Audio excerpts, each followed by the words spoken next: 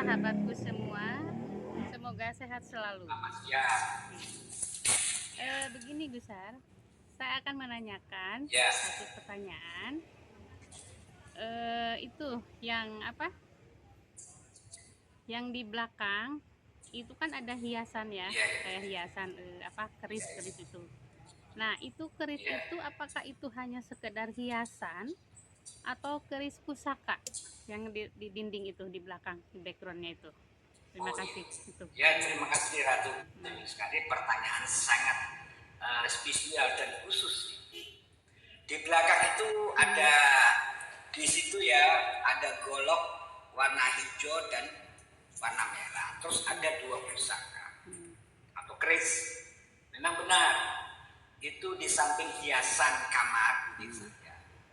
Itu adalah sebuah pusaka peninggalan dari Kerajaan Jayabaya. Raja Jayabaya. Jadi usianya pusaka itu kurang lebih sekitar ya kalau tahun 700 sampai 1000 tahun lebih. Namun saya ikat dengan benang merah dan benang hitam supaya tidak. Nah, cerita asal muasal pusaka dua ini dulu pernah dipegang Presiden Republik Indonesia Pak Soeharto selama 35 tahun. Pusaka itu dipinjam dari Raden Mulyo, Kepala Mabes Polri, Kepala Logistik Mabes Polri. Namanya Pak Raden Mulyo, pernah jadi Kapolres di daerah Sulawesi. Ketika masih tahun-tahun pusaka itu dipinjam oleh Pak Harto karena dia masih di rumah dan Pak Harto mungkin belum terjadinya G13 PKI ya. Terus tahun 96-97 pusaka itu diminta kembali oleh Raden Mulyo Kusumo. Raden Mulyo Kusumo itu tinggal di Cibeber nomor 1 pas kira-kira 200 meter rumahnya Kapolri Pak Anton. Di situ. Nah, saya pernah tinggal di situ 2 tahun di Cibeber 1 nomor 1. Pas ketika saya mau keluar, saya bosen lah tinggal di situ karena sampingnya juga anaknya Soekarno dan sebagainya. Saya bilang, saya manggilnya Pak Mulyo, saya pulau badhe medal saking griya, yang artinya saya mau keluar dari rumah.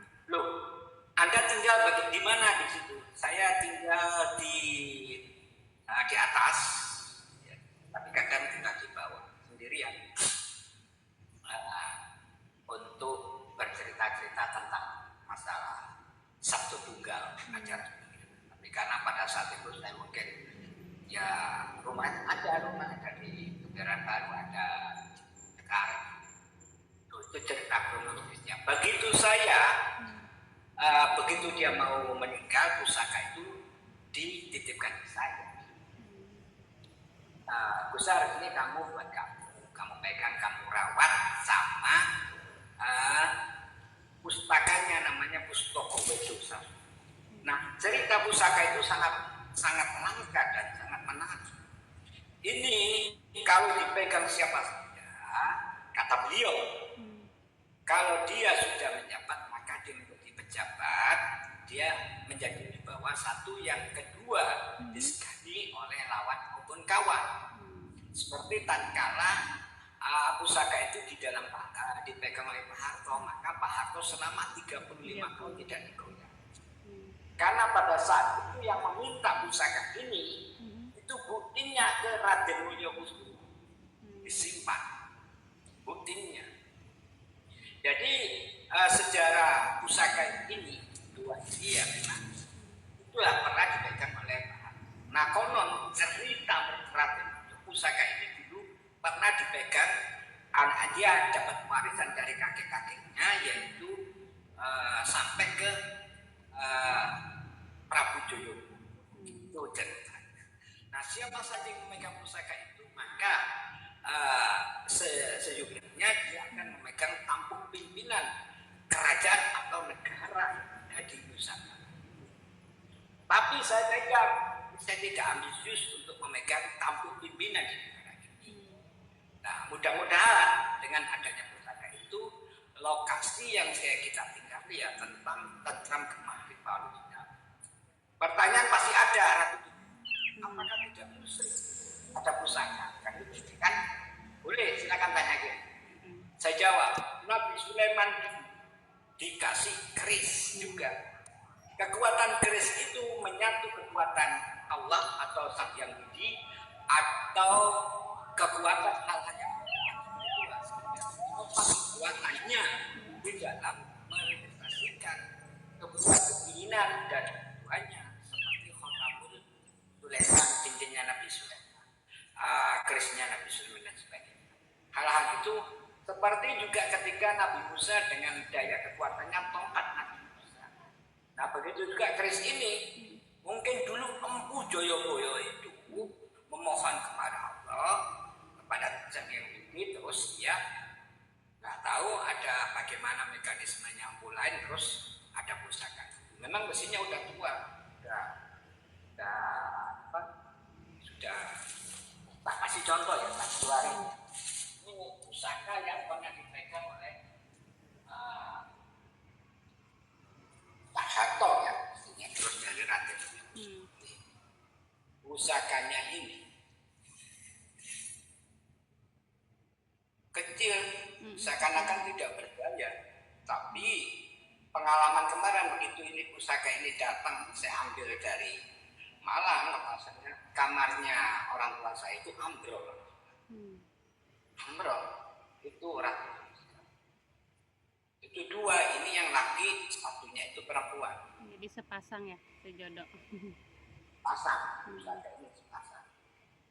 Jadi gitu.